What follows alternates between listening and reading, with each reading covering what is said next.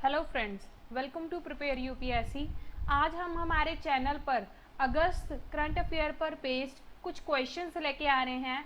आप सबकी रिक्वेस्ट पर कुछ सब्सक्राइबर्स ने हमारे, कुछ स्टूडेंट्स ने हमारे ये रिक्वेस्ट की थी कि क्वेश्चंस लेके आए, तो हमने ये टॉपिक वाइज कवर किए हैं। सबसे पहले हम कवर करेंगे आर्ट एंड कल्चर की जो क्वेश्चंस है, अगस्त में उनकी न्यूज़ आई है, उनके बेस्ड कुछ क्वेश्चंस है, पर इनका जो डिटेल्ड वर्जन है हम उनकी अलग वीडियोस बना रहे हैं। आप हमारे चैनल के साथ जुड़े रहें ताकि आपको हर एक टॉपिक का एक डिटेल्ड वर्जन मिल सके और आपको कहीं भी और देखने की ज़रूरत ना पड़े।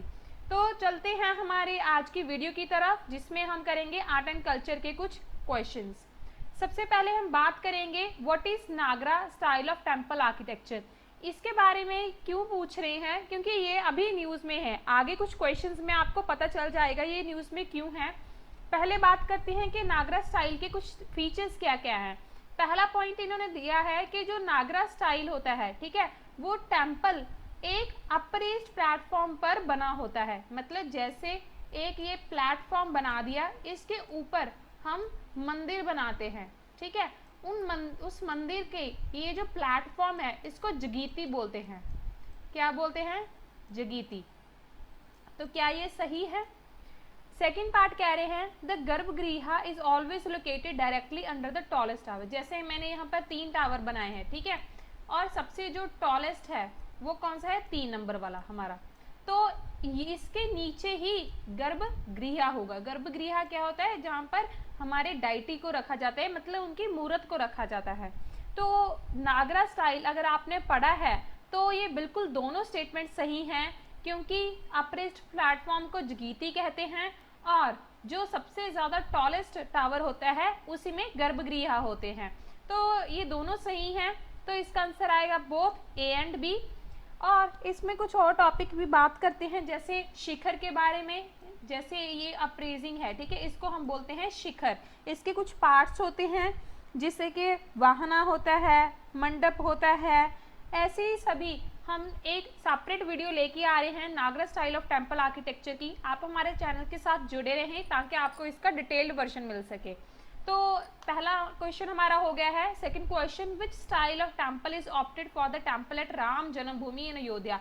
सेकंड क्वेश्चन से आपको पता लग गया होगा कि ये न्यूज़ में क्यों है, क्योंकि जो अयोध्या में सबसे ज़्यादा डिस्प्यूटेड जगह थी, जो वहाँ पर मस्जिद बननी चाहिए या फिर एक मंदिर बनना चाहिए, तो उसमें मंदिर सिलेक्ट हुआ है हमारी सेंट्रल गवर्नमेंट की तरफ से। तो अयोध्या में जो राम जन्मभूमि में जो मंदिर बन रहा है वो किस स्टाइल का बन रहा है? हमें पता है कि जो टेम्पल आर्किटेक्चर होता है वो 3 तरह का होता है, द्रविड़ा, नागर, विसारा, ठीक है। द्रविड़ा और नागरा दोनों अलग अलग टाइप की हैं, बट जो विसारा टेम्पल होते हैं वो दोनों का मिक्सचर होता है। फोर्थ है नीदर द्रविड़ा नॉर नागर, मतलब इनमें से कोई भी नहीं। तो जो हमारा टेम्पल बन रहा है वो है नागरा स्टाइल का टेम्पल। तो ये इम्पॉर्टेंट है कि राम जन्मभूमि में जो अयोध्या में बन रहा है मंदिर, उसके बारे में हम अच्छी तरीके से जान सके। थर्ड आता है depending upon the type of shikhara of how many types is the Nagara style of temple. कहते हैं कि जो ये जो शिखर होते हैं इनकी टाइप पर निर्भर कितने स्टाइल का नागर स्टाइल का टेम्पल होता है। तो इसका आंसर है 3। इन सभी के बारे में हम बार बार कह रहे हैं कि सेपरेट वीडियो लेके आ रहे हैं, उसमें ही आपको बताएंगे। अगला है the war of words regarding the citizenship of Buddha is between which 2 countries. मतलब बुद्धा किस देश के हैं? ये 2 देश आपस में वाद विवाद कर रहे हैं, उनमें कुछ वर्ड्स की वॉर चल रही है कि ये है किनके, ये सिटीजनशिप है किनकी। तो अगर आपने बुद्धिज्म के बारे में पढ़ा हो तो इसमें से आप आसानी से वो ऑप्शन चुन सकते हैं, क्योंकि बुद्धा कौन कौन सी 2 प्लेसेस पर ज़्यादा रहे हैं उनमें से आप ज़्यादा ध्यान देख सकते हैं। तो पहला है India and Bhutan, India and Nepal, third India and Myanmar, fourth none of the above. तो इनमें से आंसर है हमारा सेकंड। आप जानते हैं कि हमारे बुद्धा जी जो हैं वो इंडिया और नेपाल दोनों में रहे हैं। हमने बुद्धिज्म का आर्किटेक्चर भी कवर किया हुआ है, उसकी आप आर्ट एंड कल्चर के वीडियो सेक्शन में देख सकते हैं हमारी प्लेलिस्ट में, उसमें ये अवेलेबल है। आपको वहाँ पर मिलेगा कि इंडिया में जो महाबोधि टेम्पल है बिहार में, उसकी डिटेल वर्जन दी हुई है। तो ये इम्पॉर्टेंट है हमारे एग्जाम की तरफ से, आर्ट एंड कल्चर की पॉइंट ऑफ व्यू से, प्रीलिम्स की तरफ से। तो आगे बात करते हैं फिफ्थ क्वेश्चन की, what is the capital of Shakya Republic. जो हमारे बुद्धा जी थे वो शाक्य रिपब्लिक को बिलोंग करते थे। तो ये शाक्य रिपब्लिक की कैपिटल क्या थी, तो उसकी कैपिटल थी कपिल वस्तु। इसकी जो एग्जैक्ट लोकेशन है, ठीक है, वो तो अभी तक नहीं पता, पर मानते हैं कि जो शाक्य रिपब्लिक था, ठीक है, उसका जो रीजन था वो इंडिया के बॉर्डर और नेपाल के बॉर्डर तक पहुंच चुका था। तो इतना बड़ा एम्पायर था, उसी की जो कैपिटल है वो है कपिल वस्तु। नेक्स्ट क्वेश्चन है, where did Gautam Buddha delivered his first sermon. तो बुद्धा जी ने अपना पहला सरमन कहाँ पर दिया, ये फटाफट आंसर सभी बोलते हैं सारनाथ में दिया, पर जो नीचे ऑप्शंस दिए हैं उनमें से आप देख सकते हैं कि सारनाथ विजिबल नहीं है। तो कौन सा आंसर है, तो इसका आंसर है थर्ड, वाराणसी। बुद्धा जी ने अपना पहला जो सरमन दिया था वो वाराणसी में दिया था, ठीक है। उन्होंने अब मगध की किंगडम में काफ़ी ज़्यादा टाइम इधर उधर बिताने में लग गया, ठीक है, उन्होंने एनलाइटनमेंट हासिल करने में लग गया, पर उन्होंने जो फर्स्ट सरमन डिलीवर किया था वो था वाराणसी में। नेक्स्ट क्वेश्चन है लिंगराज टेम्पल के बारे में कि लिंगराज टेम्पल किस गॉड पर आधारित है। तो ये कोई और नहीं बल्कि शिव जी का टेम्पल है। मानते हैं कि वहाँ पर विष्णु जी की कुछ फोटोग्राफ्स आपको मिलेंगी, पर जो मेन डेडिकेशन दी गई है वो शिव जी को दी गई है लिंगराज टेम्पल में। और अगले क्वेश्चन में आपको पता चलेगा कि लिंगराज टेम्पल है कहाँ पर।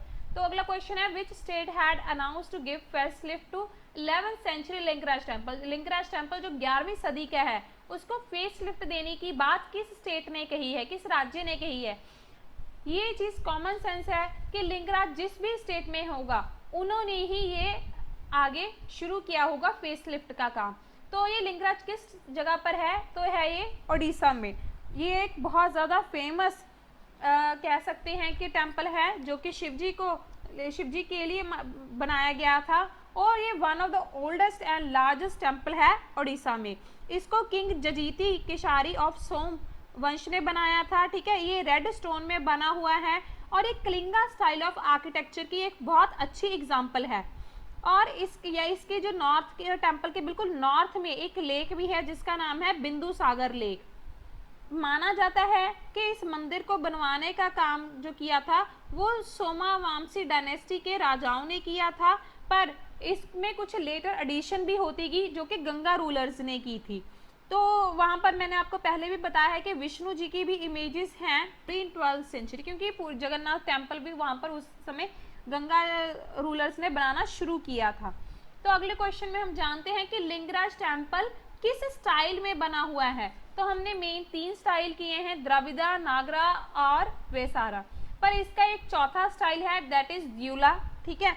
इसके 4 कंपोनेंट होते हैं, विमाना, जगमोहन, नता मंदिरा और भोगा मंडप, ठीक है। इनके ये 4 स्टाइल होते हैं। आगे कंपोनेंट है ड्यूला के। तो जो लिंगराज टेम्पल है वो कैसे बना हुआ, कौन से स्टाइल का है, ड्यूला टाइप का। आगे देखते हैं, हमारा टूरिज्म के साथ रिलेटेड है। अंडर देखो देश अपना ministry of tourism had organized 50th webinar for which state. तो जो मिनिस्ट्री ऑफ टूरिज्म है उन्होंने एक सीरीज चलाई हुई है देखो अपना देश, उन्होंने अपना 50th वेबिनार किया है, वो किस स्टेट के लिए किया है। तो वो किस स्टेट में हुआ है, हैदराबाद में। हैदराबाद एक बहुत अच्छी सिटी है जिसको काफ़ी नामों से जाना जाता है। जैसे हमारा 12 क्वेश्चन पूछ ही रहा है कि Hyderabad city is properly known as, के प्रॉपरली क्या बुलाया जाता है इसको, सिटी ऑफ पर्ल्स, और इसको एक और नाम से बुलाया जाता है सिटी ऑफ निज़ाम्स, क्योंकि इसकी जो हिस्टोरिकल लेगेसी है वो बहुत ज़्यादा वाइब्रेंट है। हमारा एक पिछला क्वेश्चन रह गया है, क्वेश्चन नंबर 11। इसमें पूछ रहे हैं what of the following is correct regarding the objective of देखो अपना देश वेबनियर। तो देखो अपना देश के कुछ ऑब्जेक्टिव भी हैं, उनमें से कुछ नीचे दिए गए हैं, इनमें से कौन सा करेक्ट है। तो पहला है it included laser known destination, के जो डेस्टिनेशन टूरिज्म के लिए इम्पॉर्टेंट है पर वो कम जानी जाती हैं, उन सभी को ये कवर करता है। तो ये आंसर बिल्कुल सही है, जी हाँ, ये सभी लेसर नोन डेस्टिनेशन को कवर करता है। Second question, it included inaccessible areas as well. जिस एरियाज में टूरिस्ट के लिए कुछ देखने के लिए तो है, जानने के लिए कुछ तो है, पर वो इनएसेसिबल है, तो ऐसे एरियाज को ये अभी कवर नहीं कर रहा है, हो सकता है कि फ्यूचर में इसको कवर करे। थर्ड है it does not include to promote tourism, ये तो बिल्कुल ही गलत है कि ये टूरिज्म को प्रमोट नहीं करता। अगर टूरिज्म को प्रमोट नहीं कर रहा तो लेसर नोन डेस्टिनेशन के बारे में क्यों बता रहे हैं। अगला है it does not include awareness about various destinations of India, कि डेस्टिनेशंस हैं जो इंडिया की उसके काफ़ी सारी वेरियस डेस्टिनेशंस हैं, उन सभी के बारे में अवेयरनेस कर रहा है। तो आपने देख लिया कि मैंने पहले क्रॉस लगा दिया कि बिल्कुल गलत है कि ये अवेयरनेस तो दे ही रहा है, तभी तो लेसन ऑन डेस्टिनेशन के बारे में बता रहे हैं, वो अवेयरनेस ही तो है। तो ये थे हमारे कुछ हैदराबाद के रिलेटेड क्वेश्चंस। आगे हैदराबाद के कुछ और क्वेश्चंस हैं, जैसे who established the city Hyderabad, Hyderabad city किसने बसाई थी, ठीक है, किसने शुरू की थी, वो है आंसर मोहम्मद कुली कुतुब शाह। इन्होंने ये सिटी बनाई थी 1591 में, ताकि इन्होंने जो गोलकोंडा अपनी कैपिटल है उसको भी आगे तक लेके जा सके। नेक्स्ट क्वेश्चन है बाय हूम मक्का मस्जिद वॉज कम्प्लीटेड, मक्का मस्जिद किस इंसान के द्वारा कंप्लीट की गई थी, तो ये थे औरंगजेब, इन्होंने 1693 में कंप्लीट किया था।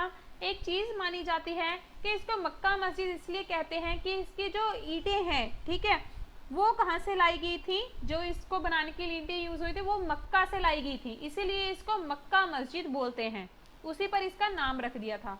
अगला क्वेश्चन है वारली पेंटिंग के रिलेटेड कि ये किस स्टेट के साथ जुड़ी हुई हैं, तो ये जुड़ी हुई है महाराष्ट्र के साथ। हमने एक सेपरेट वीडियो वारली पेंटिंग की बनाई ही है, आप साइड में देख सकते हैं कि हमने वारली पेंटिंग का लिंक दिया है। अगर आपको इसके बारे में कंप्लीट जानकारी लेनी है तो आप हमारी ये वीडियो देख सकते हैं। आगे है which department of India is recently promoting Warli painting, कि कौन सा डिपार्टमेंट है जो वारली पेंटिंग को प्रमोट कर रहा है, तो यह है डिपार्टमेंट ऑफ फर्टिलाइजर्स। इन्होंने क्या किया कि इनका जो ऑफिस है नोएडा में, उन्होंने ऑफिस पर वारली पेंटिंग को कवर किया है, जिससे कि वो जागरूकता पैदा कर रहे हैं कि वारली पेंटिंग को बचाने की ज़रूरत है, क्योंकि इस वक्त ये इलोप हो रही है। नेक्स्ट क्वेश्चन है ओणम फेस्टिवल के बारे में कि हर साल किस मंथ में आता है, तो ये आता है अगस्त और सितंबर मंथ में, ज़्यादा अगस्त में आता है या फिर ये सितंबर में आता है। तो जो ओणम फेस्टिवल है ये मलयालम कैलेंडर का जो पहला महीना होता है चिंगम, ठीक है, उसका उस वक्त ये उस महीने की शुरुआत में इसको सेलिब्रेट किया जाता है और ये 10 दिनों के लिए सेलिब्रेट किया जाता है। नेक्स्ट क्वेश्चन है हमारा Onam festival is related to which king, कि किस राजा के साथ रिलेटेड है, तो हमारा कोई आंसर है महाबली के साथ। इसके साथ एक कहानी भी जुड़ी हुई है कि महाबली एक असुर किंग थे और वो केरला के ऊपर काफ़ी सालों पहले वो राज किया करते थे। तो सभी जो देवते थे ये देख के बहुत अचंभित रह गए कि एक असुर के नीचे जनता इतनी खुश है। तो उन्होंने क्या किया, वो सभी लॉर्ड विष्णु के पास चले गए जो गॉड थे, उन्होंने सबकी ये सब बात बताई। तो लॉर्ड विष्णु ने क्या किया, एक बहुत गरीब ब्राह्मण का रूप ले लिया और वहां पर महाबली के पास चले गए। उन्होंने कहा कि मेरे 3 पाँव जितनी मुझे लैंड दे दो, मतलब इतनी लैंड दे दो कि मैं अपने तीनों पाँव रख सके, ठीक है। तो उन्होंने क्या किया, विष्णु जी ने अपना अवतार बड़ा कर लिया और वो इतने बड़े हो गए कि उन्होंने हेवन को भी अपने अंदर ले लिया, ठीक है, उनके अंदर ही आ गया, अर्थ भी जो है उनकी एक स्टेप पर कवर होगी। तो उन्होंने महाबली जी से कहा कि यार मेरे दोनों पैर तो हैं पर तीसरा स्टेप रखने के लिए मुझे जगह दीजिए। तो महाबली जी ने बहुत निर्मता से कहा कि आप मेरे सर पर रख सकते हैं, ये आपकी थर्ड जगह है, थर्ड स्टेप के लिए जगह है। तो इससे बहुत ज़्यादा विष्णु जी खुश हुए और उन्होंने कहा कि हम आपको परमिशन देते हैं कि आप हर साल अपने इस जगह पर आएंगे। इसीलिए इस ओणम फेस्टिवल को मनाया जाता है कि किंग महाबली जी यहाँ पर आए हुए हैं इसी दिनों में। और इसी फेस्टिवल के दौरान जो लोग हैं वो बहुत अच्छे अच्छे ट्रेडिशनल कपड़ों में तैयार होते हैं, ठीक है, वो ओणम सद्या को प्रिपेयर करते हैं और काफ़ी सारी ग्रुप एक्टिविटीज़ में वो भाग लेते हैं। जैसे पोकलम होती है रंगोली जो कि फ्रेश फ्लावर से बनाई जाती है। वल्लम कली होती है बोट रेस, बहुत फेमस है, आप इसकी वीडियोस नेट पर देख सकते हैं कि कैसे रेस होती है। नेक्स्ट है पुलिकली, मतलब टाइगर डांस करते हैं। काई कोटुकली जिसका मतलब है ओणम डांस करते हैं। आगे है कुमत्ती कली जिसका मतलब मास्क पहन के डांस करना। इतनी ही नहीं और भी बहुत वो एक्टिविटीज़ इस फेस्टिवल पर करते हैं। तो यही तक थी हमारी ये आर्ट एंड कल्चर की, सिर्फ अगस्त महीने के जो current affair art and culture के यहाँ आए हैं उन्हीं पर रिलेटेड ये वीडियो थी। तो अगर आपको हमारी ये वीडियो पसंद आई हो तो हमारा चैनल ज़रूर लाइक एंड सब्सक्राइब करें, शेयर करें। अगर आप चाहते हैं कि हम और ऐसी वीडियोस लेके आएँ तो हमारी वीडियोस को शेयर करें ताकि हम मोटिवेट हों आपको ऐसी वीडियोस और प्रोवाइड करने के लिए। धन्यवाद।